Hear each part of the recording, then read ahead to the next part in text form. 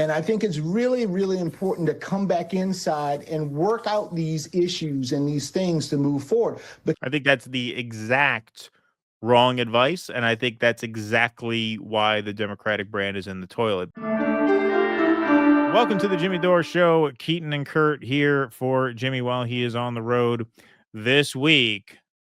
The DNC has set a June vote over redoing election on David Hogg's vice chair role. Was he Romanian? The Romanian president? The Hogg is being run out of the farm. The Democratic National Committee took another step Thursday toward removing a pair of vice chairs, including David Hogg, who ignited controversy in the party with his pledge to challenge a sleep at the wheel Democrats. So in a previous segment, we talked about how he told Bill Maher that young men should be able to focus on how to get laid and have a good time. I'm sure that rubbed them the wrong way, but this is what really has them rubbed this one the wrong way. Yes, the primary. Harry Smith-on will be in Right, next. yes, Smith-on will be in. That's right. Exactly, yeah.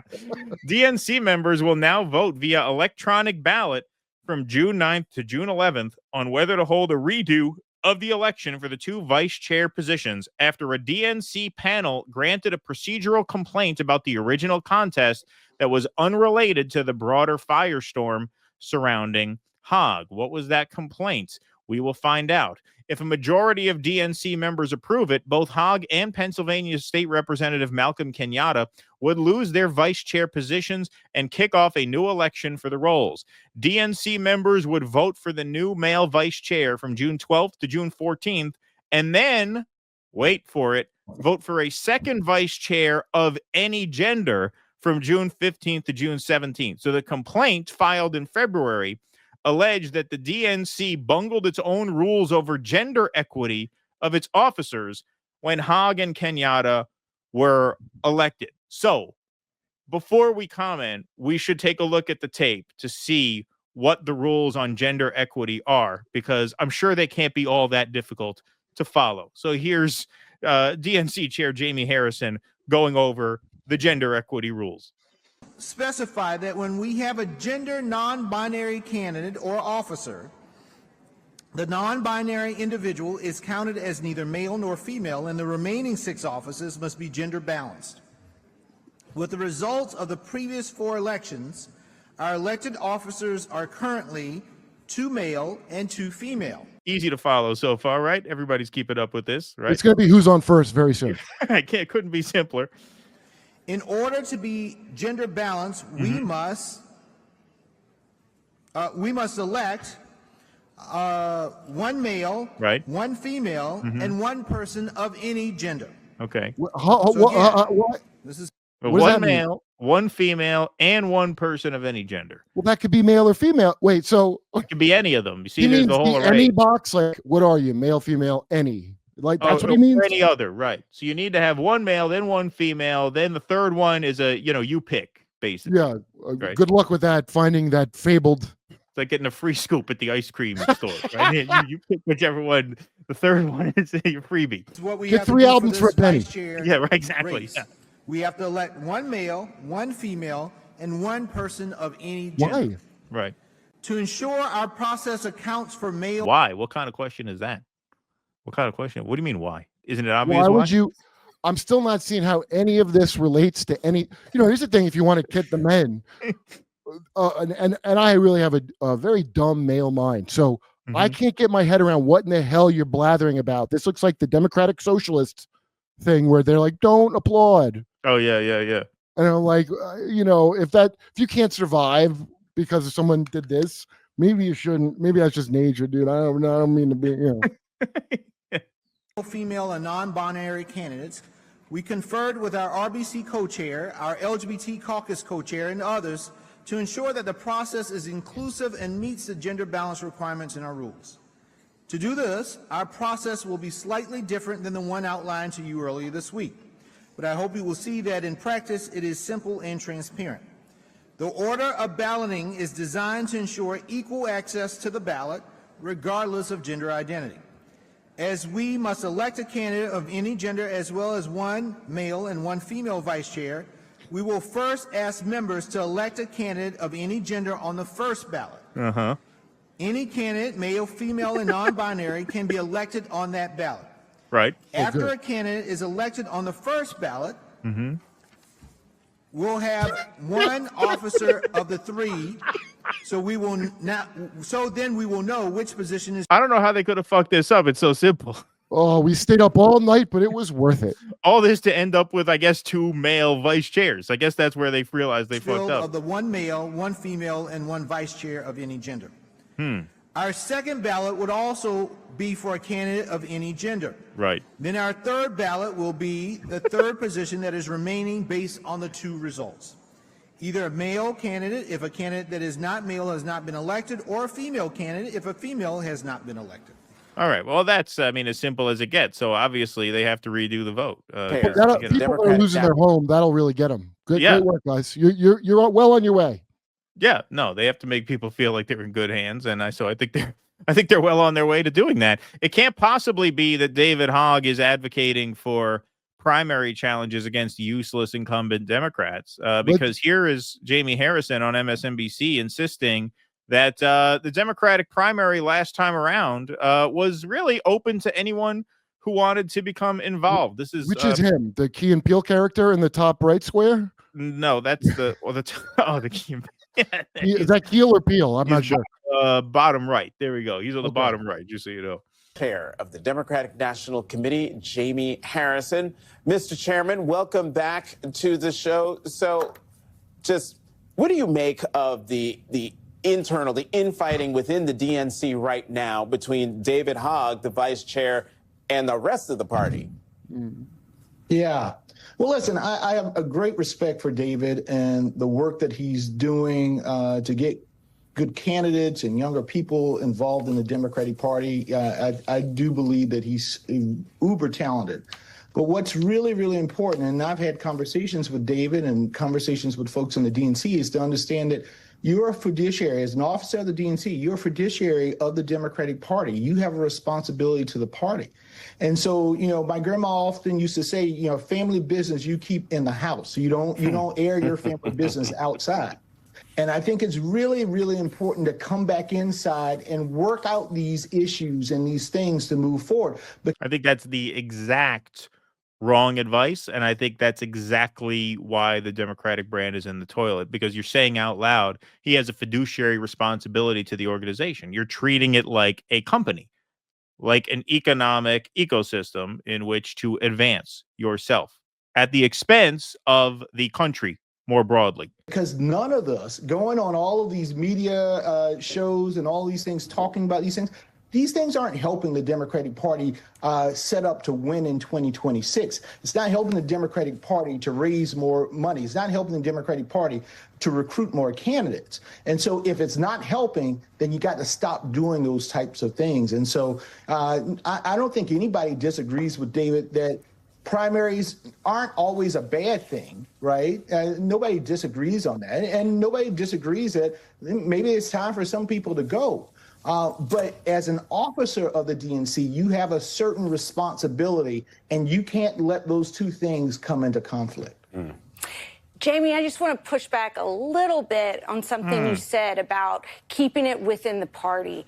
Isn't part of the problem with Biden's failed reelection and the process that went down with that, where voters frankly felt that elites had let them down? Isn't it time for change and to shake things up? Well, I'm going to push back on that as well. If folks wanted to primary, if folks wanted to primary Joe Biden, there was nobody that told them that they couldn't. And don't get Dean a bad Phillips now. was widely criticized. The one person who did became a pariah, so it wasn't exactly an open season. Well, because nobody wanted Dean Phillips. I mean, that is just incredible revisionist history there to suggest that, oh, yeah, no, the process was open to anyone who wanted to join. It was an open process. And the reason Dean Phillips failed is because no one liked Dean Phillips. Well, of course, no one likes Dean Phillips. Why would anybody like Dean Phillips? The question is, why was Dean Phillips the only formidable candidate, quote unquote, because he wasn't really that formidable at all? Why was he the only one who threw his hat in the ring? Because you were saying over and over and over again that it was settled and that it had to be Joe Biden. So here's case study QB with the receipts. But here is Simone Sanders, some tape that case study QB pulled. So case study QB has the receipts here. Good on him, as always, where we get to see the contradiction of Jamie Harrison saying, no, it was a primary process that anyone can join who wanted to. We weren't blocking anybody out. Contrasted with Simone Sanders' words at the time this was being litigated. Primary Joe Biden, there was nobody that told them that they couldn't. The sitting president of the United States of America is a Democrat that would like to run for re-election, so much so that he has declared a re-election campaign. Right. In that case, the Democratic National Committee will not facilitate a primary process. There will be no debate stage for Bobby Kennedy, Marianne Williamson, or anyone else to stand So we're going to have another Bobby Kennedy in an empty chair in the debate, right? There will be no debate. There will be no debates. There will be no debate. So it is just incredible that you would go on TV and say, no, hey, anybody who wanted to run, it was an open process. Everybody would have thrown in. In 2020, how many candidates did they have running? 25, 26 people? Here you had Marianne Williamson. You had the other guy. I don't even remember his name, Dean Phillips. And that was it. The reason why that field was so limited is because the party made very, very clear that it was not an open process, and that is in large part why you are where you are right now. But David Hogg's strategy of cleaning house and trying to get some of the older, more useless incumbents out and replace it with some new blood has landed him on the verge of losing his chairship. So Hogg has argued it's impossible to ignore the broader context of my work to reform the party, which loomed large over this vote, adding that the DNC has, quote, pledged to remove me, and this vote has provided an avenue to fast track that effort. Now, let's just give some context here. Jerry Connolly, 75, this was on May 21st, it was reported, top Democrat on House Oversight Committee is dead. That's right. And the day after that, it was reported that the House of Representatives passes Trump's big, beautiful bill in razor-thin vote after dramatic all-night session. Razor thin. How razor thin? Well, they passed it by one vote, 215 to 214. Once again, just after the death of one of the Democratic House members. The New Republic puts it very concisely but accurately and stingingly. Republicans pass horrid tax bill thanks to Democrats dying in office. Republicans passed their terrible tax bill by one vote. Guess how many Democrats died in office this year? Well, the number is actually 3 Democrats since Trump won in November. You might call that a genocide of Democrats. There is a genocide taking place within the Democratic Party. And it is under these circumstances that David Hogg says, hey, you know what? Maybe we should run some primaries against people who may be literally on their way out, and replace that with some fresh blood, with maybe some new ideas. Maybe, we can find the Rosetta Stone in terms of how to communicate with men by elevating maybe some young men within the party. No, you got to go. And they're going to invoke some gender rule that they clearly do not even understand, as evidenced here. So then we will know which position is filled of the one male, one female, and one vice chair of any gender. Our second ballot would also be for a candidate of any gender. Okay, that's enough. They're going to invoke that and use that as justification to run David Hogg out of town when it could not be more obvious that their reason is that he is trying to shake up the party in a way that disrespects their seniority.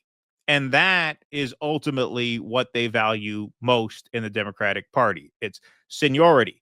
That's why, just like most insurance salespeople never retire, that's why Congress people never retire. That's why Nancy Pelosi is still there. That's why Dianne Feinstein literally stayed in office until she fell apart. And that is what matters most to this organization, which runs as a business, as Jamie Harrison said. Yeah, he's got a point, but he also has a fiduciary responsibility. That's business talk. That's corporate lingo. That's the kind of talk you hear in an office at a shareholders meeting. You have a fiduciary responsibility to what? To the country? No, to the Democratic National Committee, which is a corporation and functions as such. And that is their problem with David Hogg. Come see us live in Los Angeles, Buffalo, Toledo, Montreal, Ottawa, Glasgow, Manchester, Belfast, Dublin, London, Liverpool, Birmingham. Go to jimmydore.com for a link for tickets.